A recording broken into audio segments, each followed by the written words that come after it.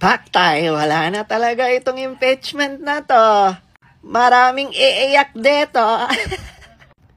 Sabi ni Senator Francis Tolentino, if we cannot conclude the trial before June 30, 2025, we must recognize this impeachment case functionally dismissed by constitutional operation and no action can be taken by the 20th Congress on the matter for lack of constitutional authority. Kahit anong pilit, hindi maitatawid, lalo na kung lalabag sa saligang batas. O ha? Si Senator Francis Tolentino na mismo ang nagsasabi. Bumabawi ka ngayon, Tola! Bawi ngayon Sayang lang, hindi ka nananalo. Ay nako, ano masasabi niyo mga lords? Nako, it's very impossible na ang impeachment.